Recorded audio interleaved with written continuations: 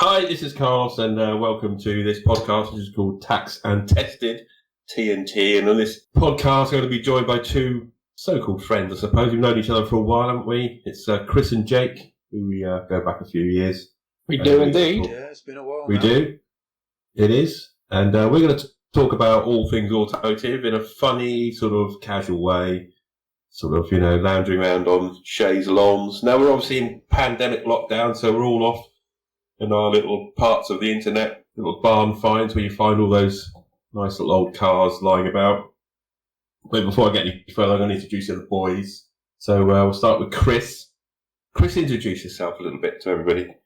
Hello, so I'm Chris, and I'm a graphic designer, and I like my Peugeots. That'll do. That's a good start. Go on to Jake. It's Jake. He does like his Peugeots. So we go to Jake, the second of the younger pair. Go on, mate. Tell us about yourself. Yes, I'm the middle child in this operation. Hello, I'm Jake. I run the Wolves Wheels YouTube channel, which, if you're listening to it on this channel, hello viewers. If you're listening to it on Carlos's website, hello Carlos's website listeners. Yes. Three of them. All three of them. Yeah, I'm listening. No. I run the Wolves Wheels YouTube channel, and I am extremely enthusiastic about Fiat and classic minis, and pretty much anything British Leyland. I work as a builder day in, day out, which is obviously a lot of fun, going up into people's roofs and finding tons of queen wasps about to build a nest, but there we go, that's a bit about me. I never knew you were wasp sexual. Well, no, I'm not sexual. He likes a bit of wasp action. Oh, there we go. Ooh. So I'm the elder statesman of this threesome, and Please don't and twice as old as you guys, I do believe. And I am I'm an engineer by trade. I actually work at a government research centre in Oxfordshire, and I'm a technical buyer, so I buy all sorts of weird and wonderful stuff. And I am a VW man, and I'm the only man here who has a motorbike. And I like to go off around parts of the world when I can, which is never at the moment, and just do that on the motorbike, which is great. But probably because of that COVID thing. What's that now? Whatever it. I don't know. I haven't heard enough of it. I've been too busy fixing my Peugeot, so I've not been outside for a while. What are we on about? Are you insinuating Peugeots are unreliable? Don't worry about it. Yeah. So what we're going to do is briefly do an overview of what we're going to be, podcasts we're going to be doing in the future. We're going to do about one a month. We're going to have guests come in and talk about their things they used to get up to, the types of cars they have in their garage, old cars, new cars. If you've been in trouble with a plod, cars you've destroyed and blown up, had accidents, that sort of thing. We're going to do it in a light-hearted way. So I thought the guys here we're all going to talk about our cars, or what we had. And, just talk about what's in our garages. Should we start with Jakey? You want to tell us what cars you currently have? If you'd like to start with me, yeah, let's go for it. So, for those of you who do watch my channel, you'll know I currently have 3 vehicles. Now, usually, people around my age, I'm 24, put it this way, people around my age maybe look at something exotic, like a Ferrari, a Lamborghini, possibly even a Porsche. Not me, though, no. Instead, I have a 22-year-old Renault Megane Saloon from the late 90s, which was my very first car. I've also got oh dear, yeah, Carlos doesn't like French cars, unfortunately, so in this case, it's just me and Chris versus him, but there we go. Also got a classic Mini from 1991, so a Mark V for those of you who know your Minis, 998cc single carburettor, and a Fiat Panda 100 HP, which is awfully fun and not particularly quick, if not compared to, say, something like its Abarthy brother or sister or whatever you may want to call it, but yeah, it's good fun anyway. It certainly handles incredibly well. It's unique, though. You've got to give it that. Not many people have that car. No, definitely. Not many people have the balls to drive a box like that. I like it, though. I like it as well. Like that. Yeah. I think it's characteristic. It's got a personality. People in the 80s used to drive boxy cars all the time, so I'm no different to someone from the 80s. I mean, I may as well have been born in the 80s, even though I wasn't. I was born in the 90s. Well, you do look like Guy Martin, so Was he born in the You 80s? do need a pipe as well. No. You could be pipe smoker of the year at a young age because you're like that age of rovers and things. Yeah, I'll be the Fred Dibner of older cars, shall I, basically? Fred Dibner. Yeah, there you go. Yeah, but no. But yeah, the Fiat's good. We like the Fiat. I think it's a different choice of car, and I think it's really smart. Really, yeah. I quite like it. Yeah, it's good fun, sporty. The suspension is incredibly firm, as any Fiat Panda 100 HP owner will tell you. Aftermarket options were always a lot better than the original factory option of shock absorber, to put it this way. But yeah, it's a great little car. Very fun, very quick, practical. Basically, does everything you need it to do. But if you'd like to hear the story of each of my fleet, you're more than welcome to hear it, if that will fill in some time on this podcast. I think we could do that, or do that. Do it because I'm just going to shorten mine down because it's like so many cars. But you go for it, Jake. Yeah. Okay. Well, I have never ever sold a car. Every single car I've owned, I've still got. So it's only ever been 3. So when imagine keeping a car for more than 2 years. Yeah, finance deals for you. I kept one longer than that. Yeah. No, the first car I ever had was the Renault Megane, which I got from my parents when I passed my test because it had been sitting in the garage for a little while. It was previously my dad's, but he unfortunately lost some eyesight, which meant he had to surrender his driving licence, which meant when it came around to me learning to drive, I ended up using that. And when I passed my test, I drove the Renault because financially it made a lot of sense. All I had to do was pay for the insurance and the tax, not having to go out and buy a second-hand car to drive, which, as we all know, can cost somewhere between the value of 0 and maybe several £1,000s. So from a financial perspective, it made a lot of sense. So that was how the Renault got into my life. The second vehicle was the Mini. Now, I've always been mad about the Mini. They're absolutely fun little cars, characteristic. Basically, when they were introduced, they were revolutionary and arguably still very much are in the way that most front-wheel drive cars were sort of laid out like them afterwards. I think we can all agree. Yeah. Yes. Yeah. Iconic car. Yeah, definitely. Everybody knows what a Mini is or an E-Type Jag, even if you're not a car fan. I think that's safe to say. Yeah, even if you just showed someone a silhouette of a Mini, whether it be front profile, side or rear, you would know instantly it's a Mini. And that's the thing that's so iconic about them. They're just noticeable full stop. But in the Mini, I like going to shows and things like that. Obviously, events I've been to quite a lot in the now coming up to 2 years that I've had the Mini. Unfortunately, 2020 has provided less of an opportunity to go to shows, to say the least. But or anywhere. Or anywhere, yeah. But I made the most of it. I went to the British Motor Museum in it. I went to the Isle of Wight. Did I go to Castle Combe? No, that was the year before. But 2019 went to the Midlands quite a few times to go to shows and things like that. So, yeah, use the Mini mainly for that sort of purpose and also driving around just because it's a little bit of fun. And then the Fiat, which is the latest addition to the fleet, as it were. An unexpected purchase, I'll say, but a purchase I thought was kind of getting a bit more necessary towards the end of 2019 because I started doing a lot more miles. And although the Renault has proved to be incredibly reliable over the years, any problem it's had, it still managed to get me home with those problems, which, give or take, some cars will just stop and that's it, others keep going. It's got character to me, at least. And, yeah, the car was getting older, and as we know, older cars are going to have problems appear at any time just through, obviously, wear and tear. So, and being a Renault. Yeah, just that little side. Well, but yeah, no, it came down to, obviously, doing more miles, bought another car. Yes, go on. I was going to say, I actually don't know of a Renault that my family has ever had that's had serious problems, despite the reputation. Hey, I got backup. They're not that bad. I think the later Renaults tend to have more of a reputation for unreliability than the 90s ones, or possibly even earlier. Oh, God, yeah. What was it like? 05 to 10. 2005, the 2010 cars that were just so unreliable. Yeah. But they all Because went through that's that. where most of the reputations came from.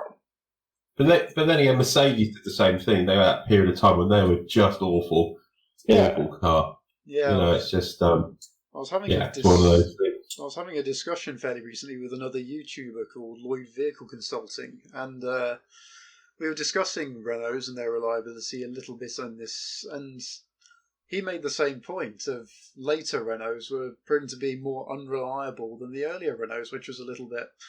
You'd think with more technology going into them, they'd get more reliable, but with more technology that's being added, is it too much? That's the question. Well, I mean, I will talk about motorbikes in a time, but it's the same with motorbikes now. You know, I'd like a new BMW GSA.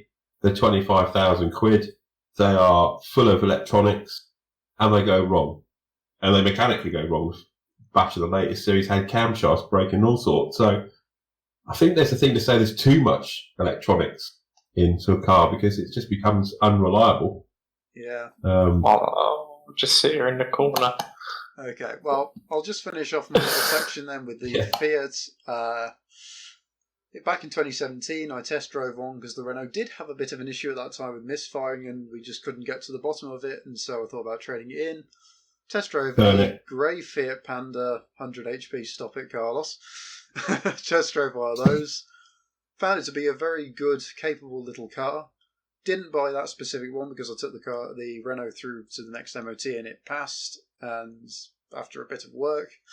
So I kept it for the next 2 years, but yeah, going into 2019, more mileage was starting to become more prominent in my life, shall we say. So I thought I need something that's going to be maybe a bit younger and a bit more reliable. So 2019, started looking at the Fiat Panda 100 HP again, and also I went to Italy that year on holiday and got chatting to an owner of a 100 HP in Italy, which despite the language barrier, it was quite an entertaining conversation about them, which sort of may have sparked the lust for a 100 HP Panda, shall we say. And so in November 2019, I bought one, and it's still very much in the garage and been a prominent force ever since. But good call on my book. I mean, I didn't know they existed until I spoke to you about it, and you said you had one. I really didn't know they existed. So yeah, they're a different little car. Definitely. I mean, I think it's a good choice and something fairly unique. But yeah, well, that's good. Thanks for that, Jake. It just gives you an overview of what we drive every day. Now, let's talk to Chris, who's Mr. Swanky Pants at the end of the day, because he's got. Tell us, Chris, what you drive. I have a Peugeot E208 GT. So you are the man of electric. I am indeed. I've been a petrol head for as long as I can remember. I sort of went through a purist stage back in college where I was like, no, if you're going to buy a classic car, it must be exactly as it came out of the factory. And then I sort of got to know Jacob, and then he persuaded me that resto modding and modifying your car is a good thing. Yeah. Which killed my purist days. I actually started out with a 206 GTI, which I would classify as my first proper car because I worked on that a lot. Everything from skimming the head to changing half shafts and all sorts on it. But I eventually got a Mark III Golf because I needed to drive and I couldn't afford the insurance on the 206 GTI. And you also saw Car Mods do their one at the time. Yeah. So yeah, no, I got Mark III Golf GTI, which was by far the worst car I've ever owned in my life. But at the time, it was great. But it's a Golf. Everybody loves a Golf. I really No, they don't if they've got sense, mate. Oh. Sorry. But talk. I'll admit right now, I did like your Mark III Golf, Chris. Yeah, I liked it until the floor fell out from underneath me at 60 miles an hour. Yeah, I can see. Until that happened, it was a great car. I can see suddenly turning into Fred Flintstone not being a good thing. Well, no, definitely not, because it was on the Stockbridge Road, and that road's very scary at the best of times when you do it at 60 miles an hour. Remember, kids, yabba dabba don't. Exactly. But But no, so after that, I got a 1.1 206 because my aunt had it and it was there. So that was £100. Absolutely spotless car. No dents, no rust, nothing wrong with it. 90,000 miles on the clock. And I drove that for probably 6 months. Bear in mind, I had the Golf for 6 months. And I had the 206 GTI for... Well, I looked after it for probably a year and a half before we got rid of that. Traded it in. Yeah, we almost killed the MOT tester, mate, so it went. Yeah, it did need to go. Doctor Who sticker and all. Yeah, Doctor Who sticker and all. But, so yeah, I drove this 206 1.1 for 6 months, got bored of that, and then I bought a Range Rover P38A with the 4.5 litre V8. Because they're not money pits whatsoever, are they? Well, I'll tell you what, insurance was cheap as shit. For some bizarre reason, this was a very cheap car to insure, well, truck. And it was incredibly reliable. Okay, I drove this thing for a year, until one day it suddenly wasn't reliable anymore and everything went at once. Range Rovers. Yeah, air suspension went, coil packs broke. The air suspension sure. It's a typical problem with the P38, the air suspension failing. Was it towards the back? It's well, the issue I had was all the airbags were really old. Well, I wouldn't say they're really old, they were a couple of years old, but all the rubber had chapped in the cold. Okay. So every time it was going up and down, up and down, up and down, obviously this rubber's flexing. And every time you put the full weight of the vehicle on that rubber, it just peels apart at these cracks, and you end up with holes everywhere. But that eventually knackers the compressor because it's constantly running, trying to pressurise the system. So that went. Sorry? I said understandable, it would be. So yeah, coil packs, air suspension. What else went on it? Oh, heated seats, that went within the same week. The radio stopped working. I was really good at it. I nearly bought a Range Rover Sport, and my mate was going, it's not a Range Rover, it's based on a Landy. And, but I really liked them, and I thought, I was at an age, and I thought I might buy one. And then I started looking at how much prices of parts were. No. And then you suddenly went, no, I don't want that. Well, basically what I did was I fixed the back up, and I got it all roadworthy. I got it MOT'd. Oh, that was it. The lock on the passenger side door broke, and I had to climb through the window to fix it. That was another one. On the heater exchange. An O-ring went on the exchange, and I had to climb underneath the dashboard to fix that as well. I mean, you're sure so that shouldn't be too much of a problem. Well, should we just go through the bits that were okay on it? It's probably going to be shorter, isn't it? The tyres were great. I can't fault the tyres. Oh, and the steering wheel was flawless. But apart from that, everything else broke. Wow. It's great to drive, though. Wow, that's good. But yeah, so I fixed it up, and then I sold it off, and I ended up buying a brand new Peugeot 208 Black Edition, because I wanted to treat myself. I was working hard, earning more. May as well get something nice and new and reliable, which it was. I can't fault that car to a T. Apart from the fact it was too slow. So I kept that car for a year and a half before trading it in for a 208 GT line, which was 1.2 turbo. Again, that was brand new. It was the same engine, wasn't it? Sorry? It was the same engine as your previous 208. Same engine, just with a turbo bolted onto the side of it, basically. Pure tech. And that was a nice little car. But then the issue I've started having recently is I've got an old knee injury. In my left leg, and it makes operating a clutch a bit of a nuisance. When I had the 208 GT line service, I kind of inquired at the dealership about getting a new one, and the 208 GT was just sat there, and I'm like, I want that one. So I ended up getting that one, and that is the best car I've ever driven. Full electric. I've had no issues with it at all. Build quality is superb. It just feels like you're driving air. When it's not in sport mode. When it's in sport mode, it feels like you're driving a go-kart sometimes, because the suspension hardens up and the car is direct. But yeah, that's been. I've never looked back really after going electric. It's just better. Yeah, I mean, I think we've had this conversation before. As I would be tempted to go electric next time round as well. Yeah, I mean, there's always going to be a place for internal combustion engines, racing, events, everything like that. But for day-to-day life, and even some racing, like, you can't beat the performance of an electric car. And until you've actually driven one, I won't ever listen to someone saying, I hate them, I want to have a petrol car only. Until you've driven one, you don't have any right to say that to me, because I bet you, as soon as you drive one, you will change your mind. I will say on the electric front, there's nothing fundamentally wrong with a electric car. They are perfectly good little things, but currently the infrastructure still isn't there fully. No, but Toyota has a plan for that. It's getting there, don't get me wrong. It's not there just yet. Is Toyota fitting diesel car engines to electric cars? No.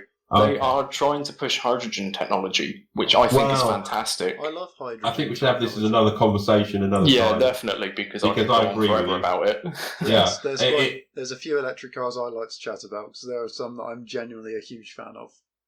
Yeah, I think we'll make that another podcast, and we'll throw in hydrogen at the same time. I think that could be a good one to talk about. Hydrogen is electric, just the long way around. Yeah, because this podcast is meant to be just a bit of an intro as to what we're doing, not a full-on discussion, is it? Not full-on. So. It's not my fault you two make good conversation partners. Well, should I... I'll do a brief overview of my... Because I'm twice as old as you guys. Let's move on to Carlos. So I'm going to category. Okay, so basically I've owned VWs except one car, my first car, which was a Talbot Samba. 1982 X-Reg in Peugeot. You should have stuck with the Talbot, man. You should have just stuck with the Talbot. No, I think you have to. I think you have to shame yourself when your first cars. That is true. Right. Is that why you hate French cars?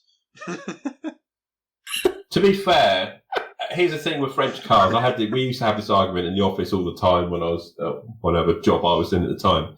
Is that for whatever you say about French cars, their reliability, and we're not going to go into that because.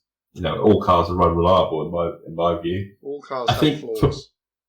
I think the Italians and the French design some of the best looking cars ever. I love the DS, the old DS. I love an SM. Yes, they're beautiful. 2CV. All those cars are iconic, and they're like the Mini. They're just amazing things to look at. CX, the old CX-86, again, just beautiful cars. Peugeot 504, I love the estate. Great cars. For me, I've always gone German. So I've had like 2 Mark 1 Golf convertibles, 2 Mark II. My favourite car I've ever had in my arsenal was my Mark II 16 valve, big bumper, oak green, 2-door, amazing car. Absolutely astonishing. I was 21 when I had that. You imagine a 21-year-old trying to get a car like that now. It's impossible. When I was 21, but I had I was rolling around an old Mini. Yeah, yes, exactly. You still got it, lucky man. But no, I had a Sirocco, I had a VR6 Corrado. That's another time, another story, because we'll get my mate Paul in here, and we can talk about how he killed our Corrados. His story's much better than mine. And I had like a Mark 5 Golf, Mark 4 Golf. And I've currently got a Golf that runs on the crushed bodies of seahorses. I mean, the diesel. So I've got a Mark 7 Golf, which I know it's a diesel, but I do a lot of miles. Well, I was before COVID, but I love it. It's comfortable. It's got all the gadgets I want. And, a man nearing 50 in a few weeks' time, it's the sort of car he would drive. You're nearing 50? I thought it was 70. You cheeky bastard. Still give you a paste in sunshine. Oh, yes. Oh, no, once with fish oil tablets. So, and then I do the bike thing. So, I had a 125, a Sinus 125 was my first bike. And then, to train on. Chinese bike with some really bad tyres that thought you're on ice in the middle of summer when you're riding them. And then I passed my test.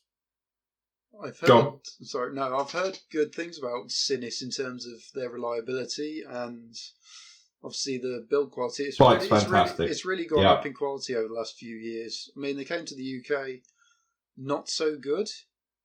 nowadays they've really No, upped their game in terms of quality and obviously reliability, but absolutely. the tyres are still not there. You're probably better off buying Oh, they were. market, maybe Michelin or something from a shop Yeah, or something. they were appalling. They really were. I only kept the bike. Tyres are the Yes, one Christopher? thing you should never skip out on. Absolutely. If I you're agree. spending No. money on your car, buy good tyres. And doubly so if you've got a motorbike. Oh, yeah, I can assure definitely. you. Well, you've only got It's two like- of them there. Yeah, I mean, I put pilots on my BMW. They're like, I think they're Metzelers are the standard tyre. They're like a part off-road tyre, but I only do all road stuff. So I prepped the bike to go abroad last year to do all the tarmac stuff. So I put Michelin pilots on them. It's an astonishing tyre. It really is. Yeah, sorry, but I also had a 1200 Suzuki Bandit as my first big bike, which is probably not a good thing.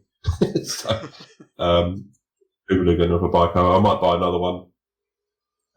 But yeah, so the bike and cars is where I am now, and I'm thinking of a second bike, and I'm looking at an Indian motorcycle. That's probably my current favourite bike at the moment, as an American Indian manufacturer. Yeah. Yeah, and so I like bikes. If I had a choice and I lived in a hot climate, I would probably just ride motorbikes all the time, because it's just far more nicer thing to do, and I recommend everybody to do it if they live in a hot climate. But as these guys, well, we can talk about how we met briefly, so that will sort of complete that circle, won't it? Why we're all talking down microphones in the middle of nowhere. Indeed. So in 2015, I shipped my bike to the US, my beloved Lucille. Spent 3 months out there riding around the West Coast. So when I came back, I had all this video footage, and I'm just dyslexic is a problem I have, and I have a short attention span, and probably lazy as well. Had all this footage, decided how do I put it all together. So I contacted Pete down at the college in Andover, where these two lovely assistants and another Chris, who Too many Chris's in the world. unexcitable Chris. Let's call him Unexcitable Chris, because at some point he's going to be on one of these things, and you'll understand why we call him Unexcitable Chris. Hi guys, my name's Oh, Chris. who's giving him drugs again? We're joking, you Chris. And these guys made a film out of all this footage I had, and we went down and spent a day doing some stuff at the college. Well, it was an amazing experience. I'm so glad I did phone Pete up and asked him if it's possible to do it. So this is why we're here, sat here. Yeah, Pete's great as well, isn't he? Oh, he's a fantastic guy. Yeah, sorry, Pete, you're amazing. Pete Hearn, everybody. And he's got a connection to Star Wars as well, hasn't he? He does, yeah. Very brief one, though, but a connection nonetheless. Yes. With, Daisy, what's her name? Daisy Ridley. Yes. Yes. She's, my I believe, I can't remember exactly, but I believe she starred in one of their student projects. He did. She did. He showed me the film. Showed me a clip of it. And I went, I recognise that's a Daisy Ridley. And he said, yeah, she was, just took it as a bit part, I presume, so. Yeah. But yeah, so we no doubt we'll. Now, that was before Star Wars became Yeah. before she was in Star Wars. Yeah, so not like you can hire for that. For the record, I have been in one of Pete's films. I know I wasn't in Star Wars either, but I was in one of Pete's films as an extra, as an office worker. You can see my head and arm in one of the shots. Beautiful. So there you go. I will say for any viewers listening, we are aiming for this to be sort of a 12 plus age rating, because of course YouTube as a platform is meant for people Chris over swore the age earlier. of 12. Chris did falls below not. that, but yeah. Yes. But we are Wait, aiming what? for I this. thought like 12? Oh, I'm You doing don't really think well that. for a 12-year-old then. Woof. When he says he's a graphic designer, he uses crayons. So Crayons and chalk. they call him the Crayola. Oh no. So, I think we're going to finish this off because we said we're only going to keep this short tonight, didn't we, boys? Yep, we did. And we're going to talk a little bit about things that we are planning for the future podcast. There is a reason why we're not having a video part of this, because we're all ugly, basically. That's why we're just doing it as an audio at the moment. But we are going to have guests, which we have talked to some who are going to come on. We are going to have games. And Jacob's also agreed on how we're going to kill his Renault. You can choose by burning it, driving it off of a cliff, having some homeless people live in it, something like that. We'll work something out. Yeah, that's not going to happen. Yeah, we're not going to kill Jacob's Renault. No. But we will be, we would like some questions from yourselves as well. Don't we, boys? We'd like some input. We do indeed. Yes, if you're If listening... there's things you want us to talk about. Yeah. Go on, Jacob. No, I was going to say, if you're listening to this through the YouTube channel, feel free to leave your questions in the comments below. If you're on Carlos's website listening to this, you can send him messages via his social medias, which are leading on to Carlos to say it. Well, you can find me various ways. There is a contact page on my Facebook, which will send me an email, but you can just go on Facebook and find me. Carlos Tilbury is there. My website is carlostilbury.com. Yeah, just send us an email, send us a message, send me a carrier pigeon, throw me a piece of fruit at me with the message attached to it. We'll read them out and we'll just answer those questions. Make them funny, make them daft, make them about cars. We don't mind. Yeah. Just don't be too inappropriate. We know what the internet's like. Yes. I think I think rude. Yeah. And we're also going to think of some games that we might play. Yeah. No fan fictions about us three either. So that's about it, really. Boys, anything you want to add whilst we're still here? No, I think we are all wrapped up. Yeah, I think that wraps it up quite nicely. Excellent. For an intro podcast. Yes. It's our first one ever, so please excuse us if we're not very good. But I think we'll work on it over time. We'll get better. And it's difficult when we're all in different parts of Hampshire and Wiltshire. So, but we will aim to entertain, don't we, chaps? We do indeed. Yes, lockdown and all that is a very dark time, so I think a bit of entertainment is very much needed. Yeah, and we're here, so if you are... Generally, I think if you are stuck away and you're bored and you want to reach out and ask us a question without coming on here, we're happy to do that as well. We're all here to have a chat, make life go by a bit quicker, even if it's 30 minutes. One. That sounds rude. Oh dear. Right, so I on that rude note, before it gets more rude. Just gets out of control. Yes. So round the table, I'm going to say goodbye first, and you two can decide who says goodbye last. So from me, thanks for listening. My name's Carlo. Look at the website, carlostilbury.com. Any questions? The film, actually, forgot. The film is on the website, isn't it, boys? It is, and YouTube. You can go and watch the film we made. And on YouTube. And that's 22 minutes of mediocre fun. That's a good film. Go and watch it. These boys are very talented. 22 minutes out of 16 hours of footage that was dumped on our desk about 5 years ago. Sorry, boys. Sorry. But no, honestly, it's I'm praising these guys now, and Chris, the other Chris, quite reserved Chris, that it was a very good experience. The film's excellent, and I was genuinely pleased with the outcome of the film. It was very, very good. And we're going to talk about that America trip in the future. We're going to do special about that. So. Yeah, so I think that's a good idea. For those wondering, the film is on YouTube. Carlos Tilbury's Real America. Yeah. Shameless plug. Like I say, it's all good play. Yeah, shameless plug. And, it's free of charge as well. Just to mention, we cut the interview shots to his hand movements, so keep an eye out for that, because I worked really hard on cutting those hand movements. That's a bit of trivia you'd never know. Oh, wait, you didn't know that? Sorry, Carlos. Yeah, no, we cut... Basically, when you talk, you use your hands a lot, and we were like, let's just cut between the cameras to his hand movements. So you move your hand up, and then it'll cut to one camera, and you move them down, then it cuts to another camera, and that's how we did it. That's really cool. I'm just amazing. I don't even know. Oh, that's really fun. That's really good. I'm going to have to watch the film again now. 5 years without telling you. Bastards. A lot of them. Anyway, On that note, I'm going to say goodbye and let these two bloody Clowns. retrobates say goodnight. But anyway, thanks for listening. Yeah, thank you very much for listening, everyone, and Yes. farewell. Thank you very much. We will see you in the next one.